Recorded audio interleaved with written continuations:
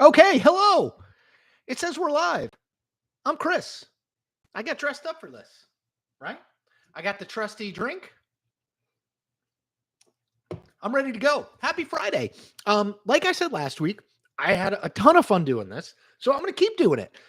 We're having a bunch of success with the videos on the YouTube channel. We're getting more subscribers. The videos are getting more streams. This is all good.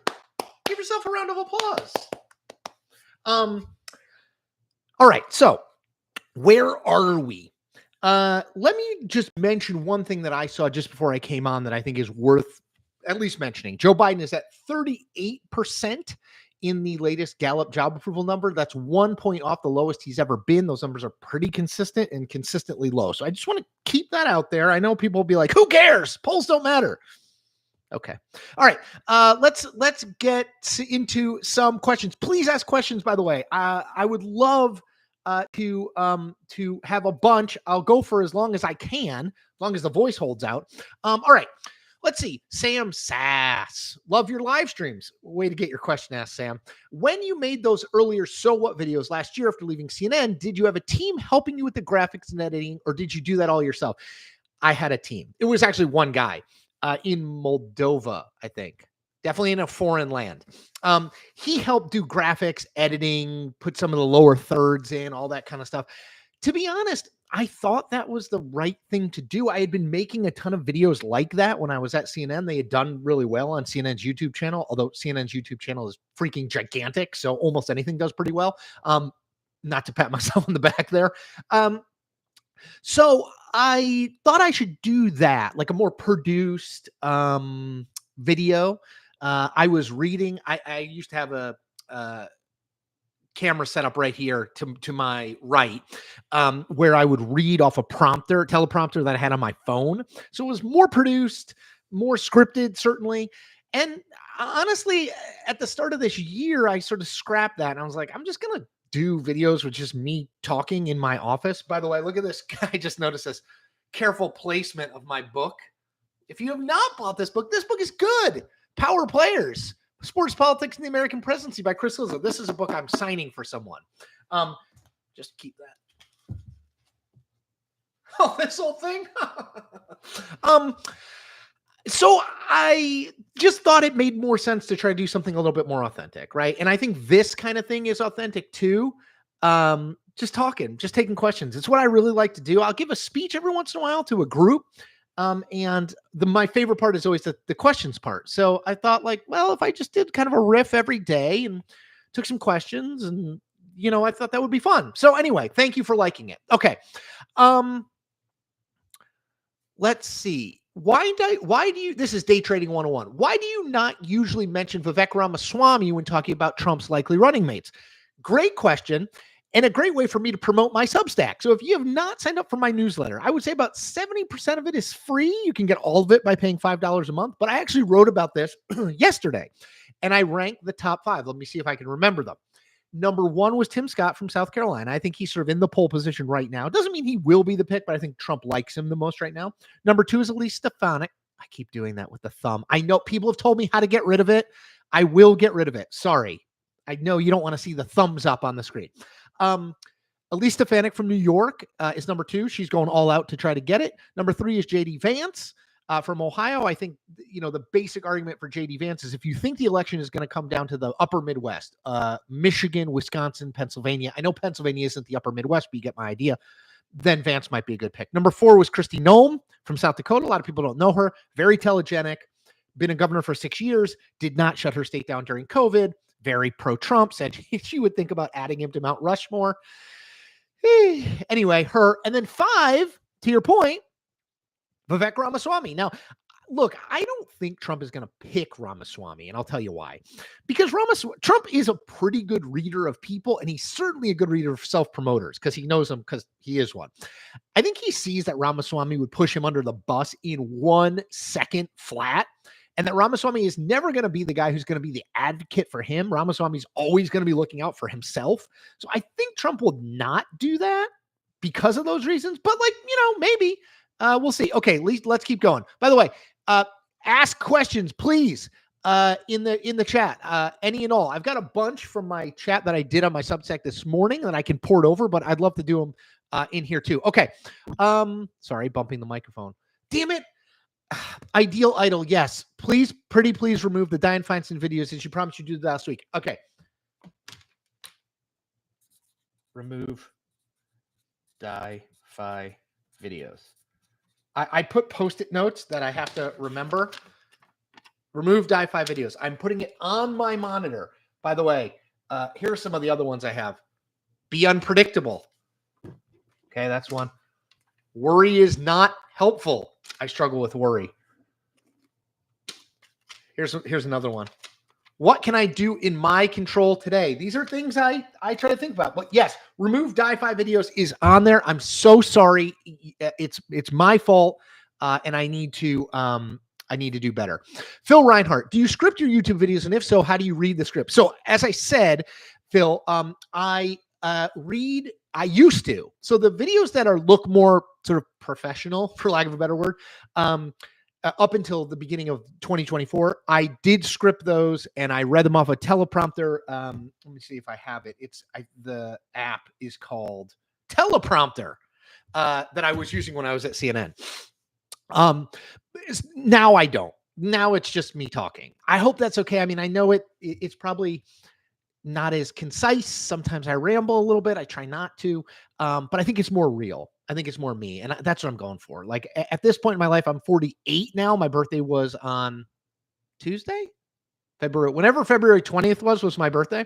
I'm 48 now. I feel like, man, I gotta be myself. There's no other place to be. So that's me, like, I feel like you can get to know me in a 45-minute or 30-minute live stream. Like, I'm just me. So anyway, they used to be scripted. They are not anymore. Here's a question from Sam Barron. We've constantly heard about what a Trump second term might look like, but what do you think we should expect from a Biden second term? Really good question. So a lot of that depends, honestly, on what Congress looks like. I know most people don't focus on Congress, not as sexy as the presidential race, but look, let me do a quick bit of handicapping on the Congress. Democrats have a 1-seat majority in the Senate right now. There are 33 or 34 seats up in this November. 22 of them are Democratic seats. I think 11 or 12 less. 9 are Republican seats. All of the seats that are in real jeopardy are Democratic held seats. So that's West Virginia, which is basically lost already because Joe Manchin isn't running and there's no Democrat that's going to win. So that's a pickup right there. So right now we have a 50-50 split in the Senate effectively. Ohio is going to be tough. Sherrod Brown is, damn it, stupid thing. I got to stop doing the thumb. Sherrod Brown is Democrat running in Ohio. That's going to be a real race. In Montana, Trump won the state by 9, I think, in 2020. He's going to win it again in 2024. You have to overperform if you're Sherrod Brown, and that's hard. In Montana, state that Trump won by 10, I think. Jon Tester, a Democrat, is on the ballot there. That's going to be a hard race. Then there's like a random state like Maryland where Larry Hogan, who's the former Republican 2-term governor, surprised me at least and said he's running. That could be a race. Like Maryland is very Democratic, but that could be a race. Just another thing to think about. So if you had to ask me today, I think Republicans are going to wind up controlling the Senate. And I actually think Democrats are going to wind up controlling the House. Republicans can currently control the House by 2 seats. I think Democrats are probably going to control the House. Some of that depends on the top of the ticket. If Trump wins, maybe he carries Republicans with him. If Biden wins, I think Democrats are going to control the House. So what I think is the most, well, let's just assume Biden's in the presidency because your question presumes that, though I think it's at best a 50-50 shot. But let's assume he does. He is. So you have a Republican Senate and a Democratic House. So what he can get done is limited there, obviously, because you're divided control and Republicans are going to block a lot of what Biden does. I think he will try to move forward on tech stuff, grappling with AI. I think he will move forward on electric vehicle stuff. He's done some of that already. If he doesn't have an immigration solution, they will try to find an immigration solution. But I don't think there will be, I mean, some of this depends on the economy. If the economy is great, then they don't need to pass, some sort of economic recovery. If it isn't, they might have to. But I would say less will happen than you might think, because I think the most likely thing, whether Trump or Biden is in the presidency, is divided government. Okay, let's keep going. when I first decided to do this is Tara Reid, not that Tara Reid. I don't think. When you first decided to do live streams, were you expecting questions about politics or about anything? Oh, whoops! I just bumped my book that you can purchase on Amazon or bookshop.org. When I first started doing this, which was low on a week ago, I didn't know what to expect. I had talked to the YouTube people. They had mentioned, like, maybe you should try to do a live stream. It might be fun. I didn't really know what to think. I was like, okay, like, I like talking. So I didn't really know. What I would say is I want questions about almost anything. I will try to answer. I like to think I'm an expert on politics and media. Expert, in quotes. I like to think that, but I do know about other stuff, and I'm happy to talk about other stuff, even if I will admit I'm not an expert. But no, I didn't know what to expect. I love this. I do love this question. Let me ask this, get this one, because this is in the spirit of not in politics.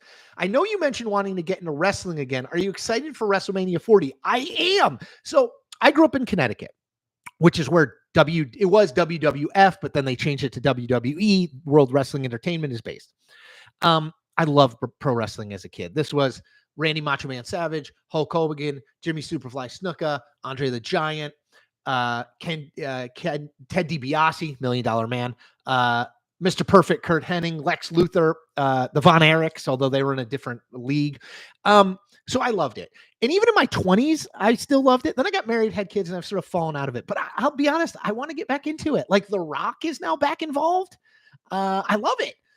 So I'm getting back into it. I'm trying to figure out what the bloodline is. I've figured that out now. I'm reading some blogs. I'm listening to the Masked Man podcast on The Ringer. If you have recommendations, I welcome them. And yes, I openly admit I am a 48-year-old man with a wife and 2 children who likes pro wrestling. There it is. I said it. Bob Yates, I have to drive, so I can't type, but keep up the good work. Okay, Bob. Yes, good. I do not want you to type. Thank you. I'm going to keep doing these. I like doing them. They're fun. Andrew Anderson, Chris, hola from Spain. Cool.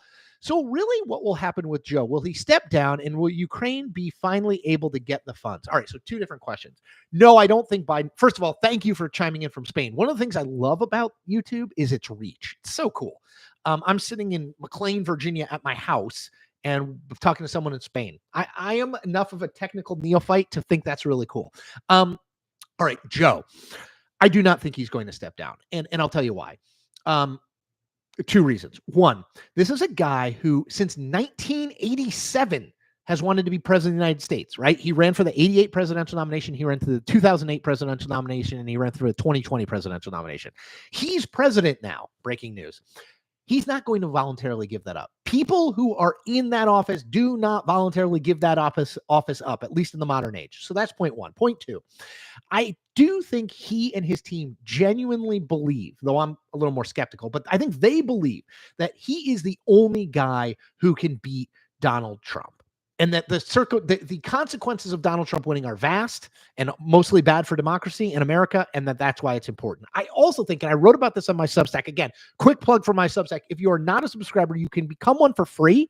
You also can pay $5 a month or $50 a year. I'd love it if you can. It's how I'm sort of supporting myself at this point.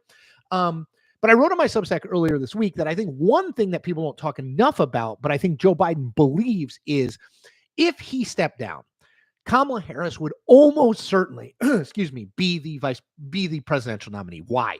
She's the vice president right now, and she's an African-American woman. That's two hugely important constituencies in the Democratic Party. Not giving her the nomination, I think, would be a huge problem. And I think the truth is, though no Joe Biden person is going to say this, they do not believe Kamala Harris can beat Donald Trump. So I think that's why he doesn't step down. As to Ukraine, I mean, it passed with 70 votes in the Senate. Usually things that pass with 70 votes in the Senate at least get a vote in the House. Mike Johnson, the speaker, has said no vote. I don't know. I really don't know. It used to be, this would be a no-brainer in the past. A few very liberal Democrats might vote against it in the past. Now the opposition is from the Republican Party, largely driven by Donald Trump and sort of national populists like J.D. Vance. So I don't know, which is amazing, but I don't know. Okay. Rich Adams, Chris, live streams are a winner. I agree. They're fun. I'm going to keep going. Here's a question for you. Do polls and our regular coverage of them affect the perspective of the electorate? If so, shouldn't we make an effort to avoid them? Man, this is a topic that I could go on for hours. I won't. I think that what is difficult about polling is this. Any smart pollster will tell you it's a little bit art and a little bit science. So the art is trying to figure out what the sample is. Who are you asking?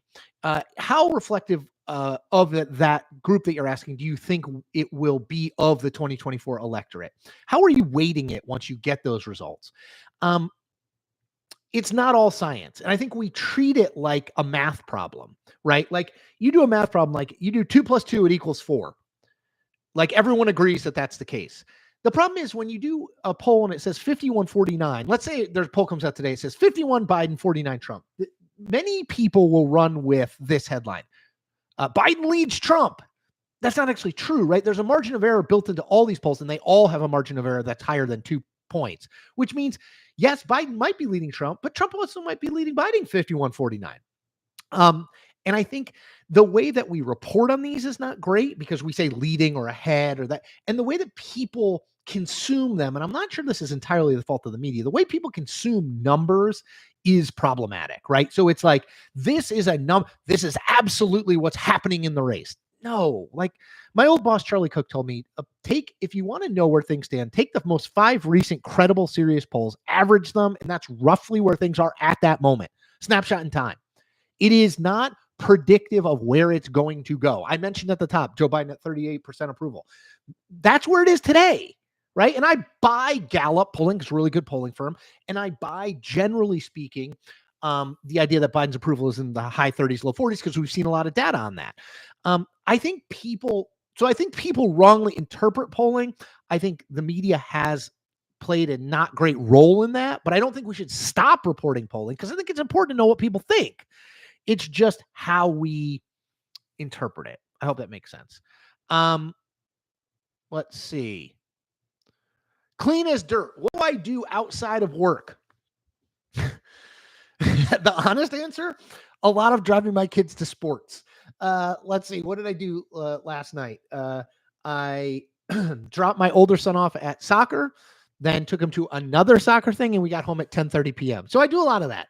I do a lot of reading. I mentioned that in my last live stream. I'm reading Chain Gang All-Stars right now. I just finished The Fraud by Zadie Smith. I'm reading a lot of fiction. Before that, I read The Bee Sting by Paul Murray. I love that one. That is a great one if you're looking for some fiction. And then I'm continuing my way through the Louise Penny Inspector Gamache series. I am also on book 18 of the Aubrey Maturin, Patrick O'Brien, 19th century British naval fictional series, which is incredible. So I've read it once already and I'm sort of going through it again, but a lot of reading, little working out, probably should do more of that. A lot of thinking about what I should write, what I should do in life.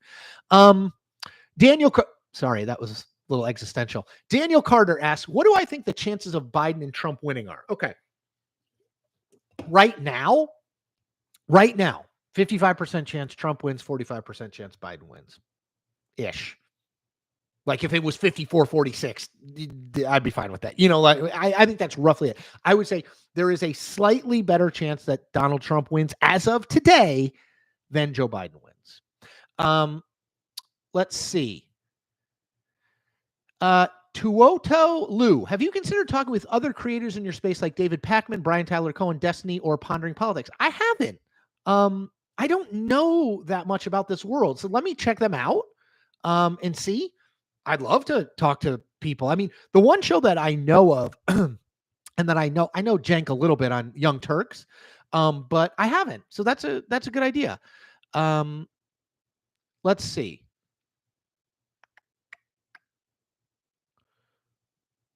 Sorry, I'm just scrolling. Ooh, a lot of good questions. Okay. Let's see. Negative. Hello, sir. Okay. What do you think of the dumping Kamala Harris story? Meh. Here's what I think. Every 4 years, right, when the president is seeking a second term, there's always stories about that person dumping their VP. Always. Happens all the time. There was with George W. Bush. There was with Bill Clinton. They never do it. And I think the reason that they never do it is because it looks panicky, right? If all of a sudden you're like, oh, we got to change our lineup up. We got to do different things. I think people are like, wait, why are they changing their lineup up? Why are they doing different things? And I just don't think you get that much benefit for it. Like Donald Trump said, he says a lot of stuff that's not true. One thing he said that is true, this is in the Fox News town hall he did with Laura Ingraham earlier this week. He said, I don't think it really matters who the VP is. People vote on the top of the ticket. Boom. Totally agree. Gone are the days where like people are voting on the number 2 if it ever was a day that existed. People vote on the top of the ticket. My view of the VP pick is pick someone you think who can do the job in the event that they're called on to do so. Like so dumping the VP to me is like an absolutely unnecessary process story that you do not need to spend a lot of time on. I know people talk about it, but I just don't see it. Oh, the Stupert reminds me, it's Lex Luger, not Lex Luthor. Oh my God. I can't believe I said that. Yes, Lex Luger, of course. I always thought that I would be friends with Eric Bischoff, the guy who ran WCW. I always thought like that would be cool. He and I would be friends. We had like a lot in common. Wait, I'm not even doing the thumb thing. God, the thumb thing. Kareem Moore. Hello from France. Hello. Thank you. I love your soccer team, the French national team. They got some good players. Griezmann. Love Griezmann. Ty Jordan. 83 Weeks with Eric Bischoff is an amazing podcast. Okay, I'm going to have to check it out. I just made my Eric Bischoff reference. A lot of Eric Bischoff on this call, on this live stream.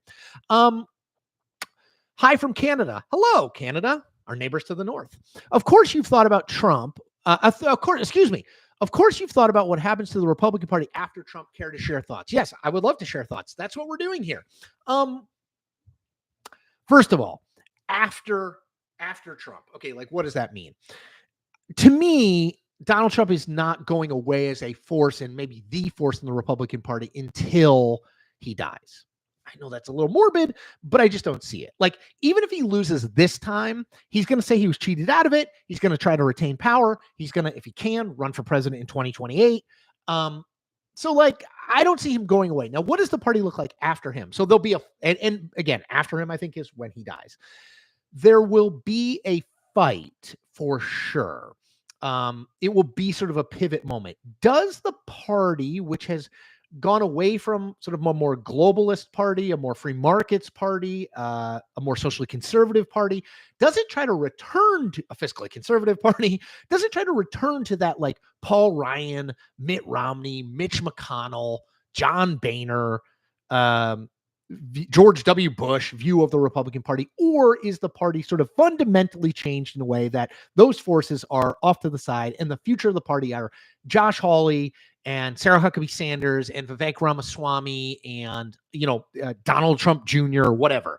That's a fight that's going to happen, I think. Now, if I had to choose, I think the pro-Trump-ish, Trumpism forces have a significant advantage in that fight for control, but I do think there will be a moment where there is that fight. So I think that's where we're headed, but we're not headed there until Donald Trump dies. Let's see. Luca Del Rey. Sorry, as a Chris Saliza, I always feel bad at mispronouncing people's names. So if I have, I'm sorry. Hi, Chris. Hello. Great to find you on YouTube again. Hi from London. Awesome. My favorite English Premier team is Tottenham, so I'm going to come over there and go see a game. Given how much negative news he is already dealing with, is there any October surprise story that could possibly hurt Trump's campaign? No. Remember, this was probably 2016, maybe around this time, 2016, Donald Trump said, I could shoot someone in the middle of Fifth Avenue and not lose any support. And we were all like horrified. Oh my God, how could he say that? He was 100% right. I think people who think that if Donald Trump is convicted of one of these things, obviously 4 indictments, 91 criminal counts, that if Donald Trump is convicted of one of these things, surely the Republican Party will turn on him then. It's just not happening. Now, could a conviction influence independents and undecided voters? Sure, I think it could. But I just don't think there's anything out there. Like, remember in 2016, the October surprise was an Access Hollywood video in which Donald Trump said, I'm not going to say what Donald Trump said, but you know what he said about women and being famous. He won that election. Like, yeah. Right? So, no, I don't think there's an October surprise out there. All right, I'm going to keep going.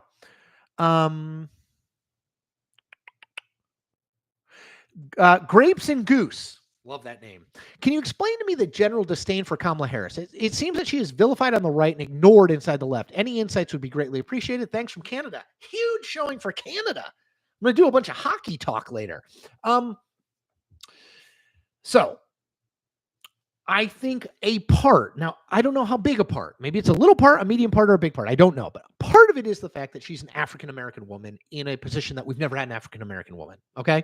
Some part of the country still has racial animus, does not want to see an African-American person rise, does not want to see a woman rise. Okay. So there's that. Again, I don't know how much that is. It's hard to ask people like, are you a racist and do you not like Kamala Harris because of that reason? But I don't think it's only that, right? I think being VP sucks. Number one, it's just a crap job. You have to sort of be the person next to the person while also looking out for your own interests and kind of preparing for your own ability to run for the highest office. It's just a hard job.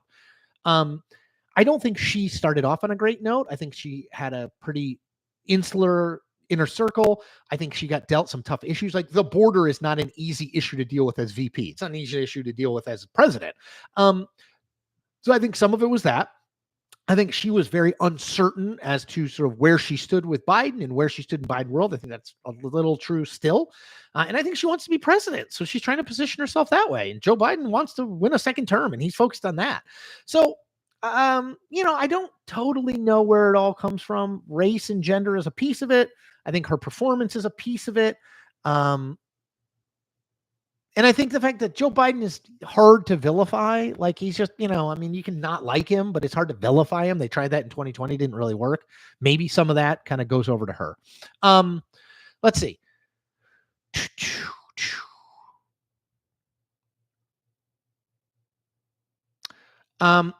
William Crowder. Why is no one talking about Nikki Haley only staying in the race because she expects something to happen to Trump? So, I'm not like the biggest deal, but I have talked about it. Sorry, I'm bumping my camera. I do think at this point, Nikki Haley is staying in the race for two reasons. One, she's raising enough money that she can, right? Usually campaigns end because they run out of money, like, period. Number two, because, I think she's probably staying in under the theory that something legally or health-wise could happen to Donald Trump, and then she'd be there waiting.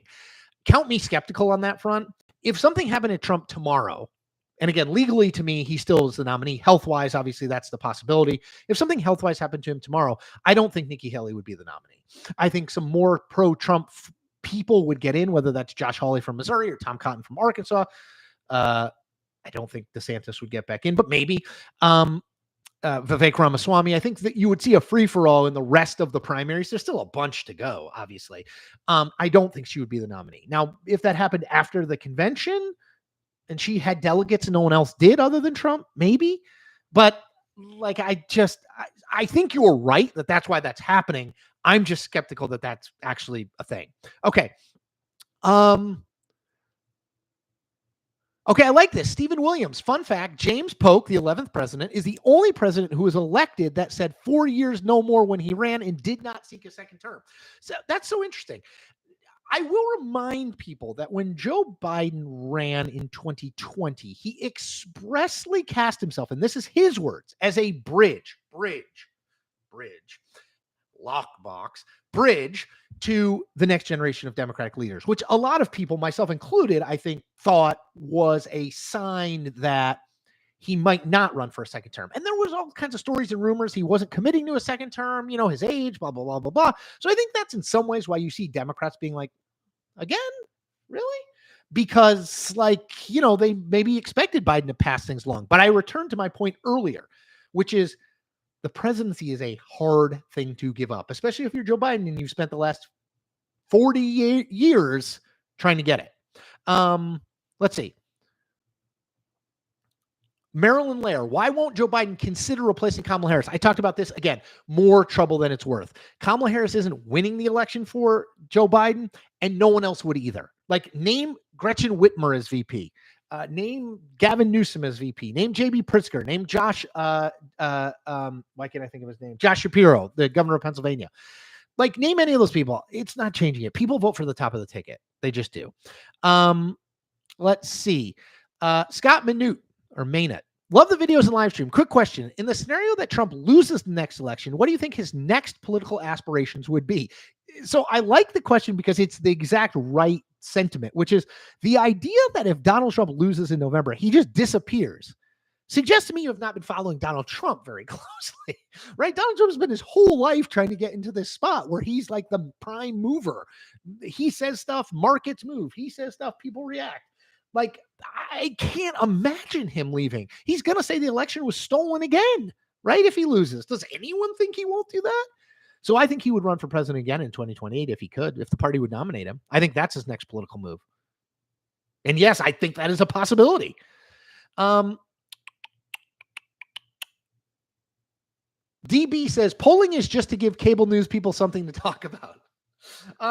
As a former cable news person, not entirely false, but I do think polling provides a valuable thing, valuable insights into where the electorate is. I just think we get so fixated on the top line number, Chris Cillizza 42, this microphone 41, that we don't look inside the poll for all the other data that's actually like really useful and interesting.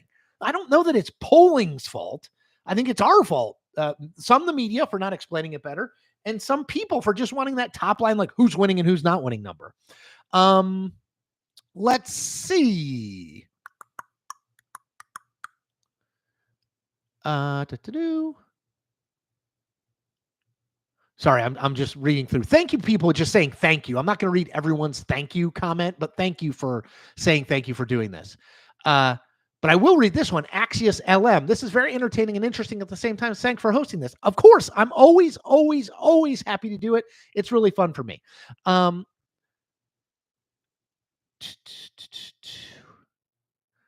Is it okay? This is Spencer Glover. Is it possible any bills get to a vote in the House without Speaker Johnson? Is there even a process to do this? Yes, there is a discharge petition. Excuse me.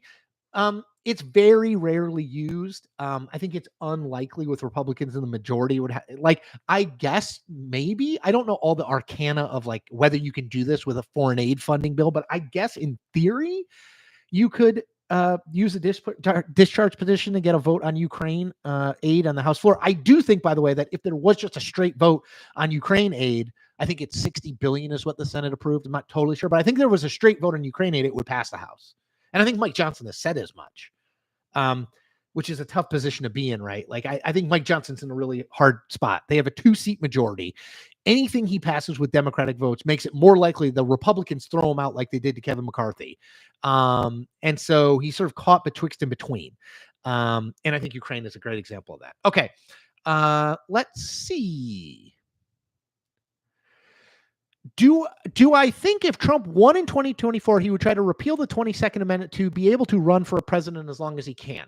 I think it would be really, look, I know this is a nightmare scenario for liberals and they talk about it a lot. I think it'd be really hard to repeal a constitutional amendment. I think you need a 2/3 vote in Congress or 2/3 of assemblies in the states to do that. I don't see that happening. Could I imagine where Trump tries to just stay in, like not repeal the 22nd Amendment, just try and stay in office? Sure. I see that. I don't think it's likely, but like with Donald Trump, would you rule anything totally out? Like, would you be like, oh no, definitely he won't do that? Like, I wouldn't. So anyway, here's Vamp 357. It takes time to break a habit. Stop beating yourself up for a habit on the thumb thing. That's a good point. It's true. The thumb thing is a habit. Look, I move my hands around a lot. But people have told me, just so you know, people have told me, they have sent me emails saying, here's how you get rid of the thumb thing. And also, I did a video yesterday where somehow, I have no idea how I triggered this. I triggered balloons coming down, like celebrate, like you get when you get a text saying happy birthday, balloons come down. I don't even know how I did that one, but I'm going to figure, I'm getting, like I said, so remove Die-Fi videos. I have that. And I'm going to get rid of the thumb. Let's see if it still works. Yeah. Okay. Still got it. Okay. Let's see.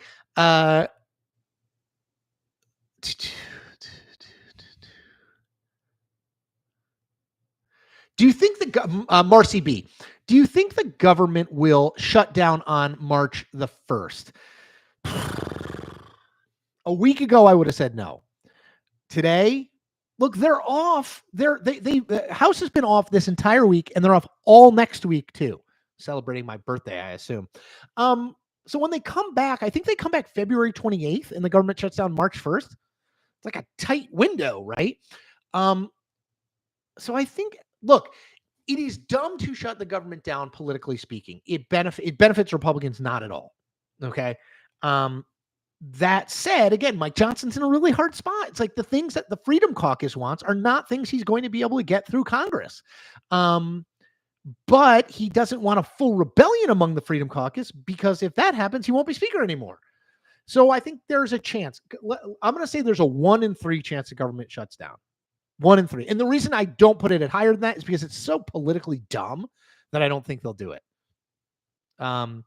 Rich G, what do you think about the Trump trials coming up? Also, I really enjoyed the show. Thank you. Make sure you, if you like this, and I hope you've checked out the other videos. I'm making a daily video on my YouTube channel.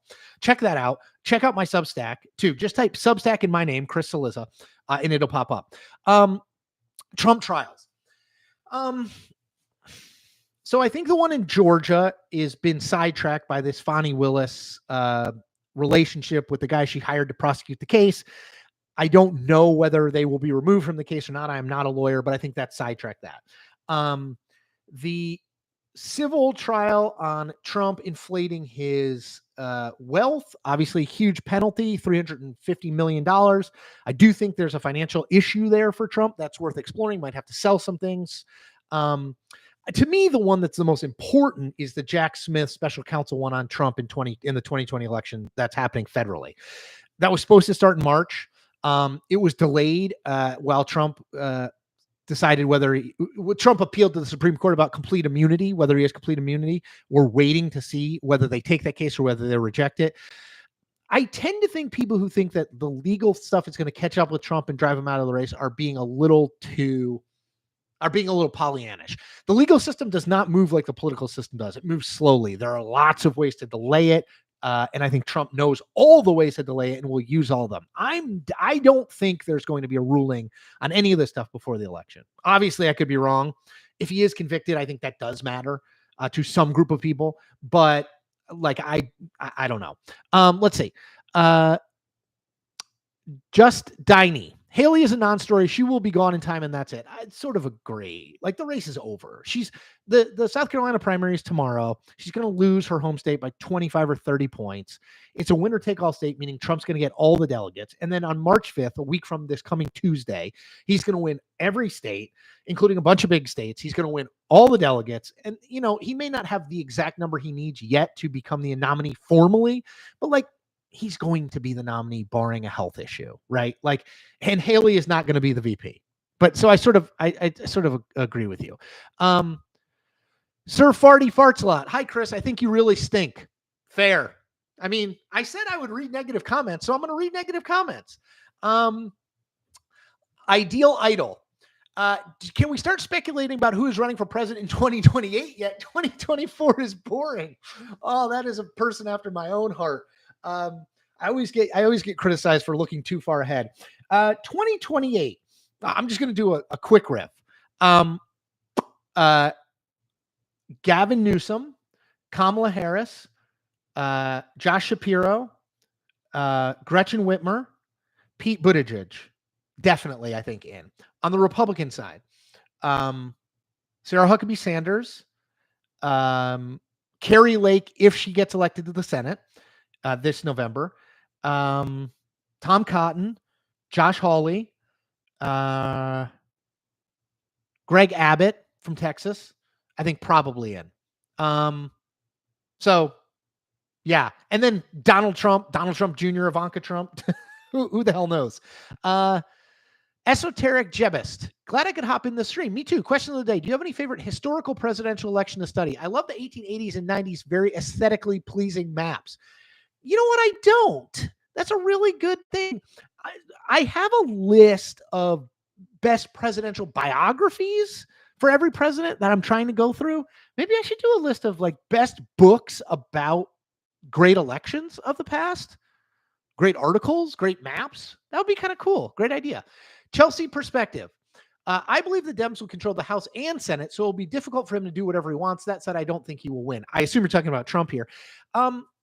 So sure, that's a possibility, but I'll just remind you the numbers, right? There are 3 states that Democrats currently hold in the Senate that Donald Trump won. West Virginia that he won overwhelmingly, and which is going to go Republican. So that's 1. Now we're to even in the Senate. Ohio that he won by 9, and Montana that he won by 10 or 11. It's just it can be an uphill fight, like in the Senate, I think. Again, if Biden wins 54-46, maybe they control the Senate. But if he wins 50.5 to 48.5, then maybe they don't. I saw an interesting story yesterday. Dean Phillips talks about running with Nikki Haley on third-party ticket. Not going to happen. And even if it does, I don't think it matters. Phil says, oh man, Saturnistek. I hope I did that. Hello, Mr. Slizza. Hi, chat. Great to see you all. Great to see you. Love it. Ankeny Fanatic. Chris, I know you're a fan of the Washington Bullets Wizards. I just ordered the book by Rex Chapman about his battle with gambling and drug addiction. Did you ever see him play for the Bullets? I did. I lived here then. I love Rex. First of all, I got to meet Rex Chapman because he worked for CNN briefly. He was going to do a show for CNN Plus. Awesome dude. I remember Rex Chapman most fondly when he was at Kentucky, and he was amazing. And I did see him play I think they were the Bullets back then. Yes, I am still a Washington Wizards fan. We got to build. We're bad right now. Real bad, but we're coming back. Okay. Jeffrey Wandrock. Love what you're doing, Chris. Keep at it. I watch every day. Thank you. Spread the word. Do me a favor. Spread the word. Let me sneak in. I'm going to do 45 minutes. We got about another couple minutes. Let me see if I can sneak in a few more.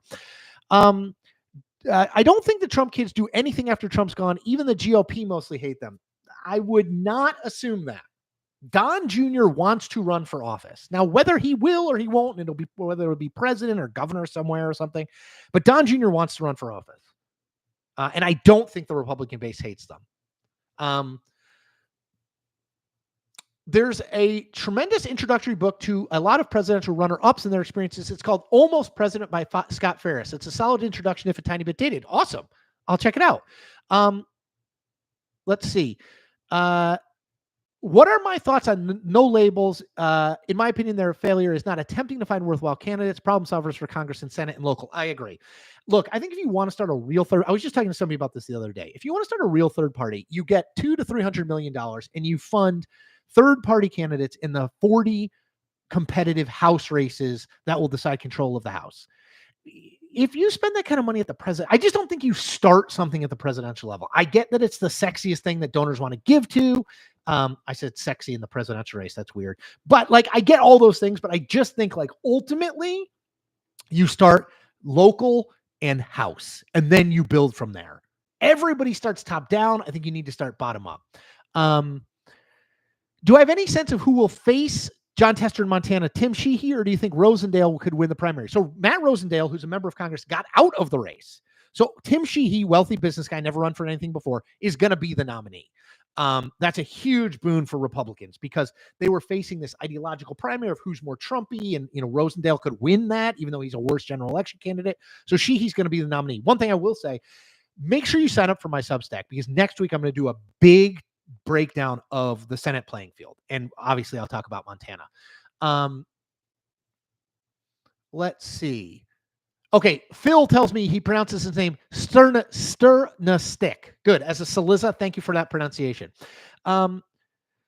Chris, if you had to, this is Joshua Spa. If you had to place a bet today, who is sitting in the Oval Office a year from today? If I had to bet and I had even odds, Donald Trump. Hello from Canada. I'm telling you, this live stream is huge in Canada. I'm really worried about my neighbors to the south. Thank you.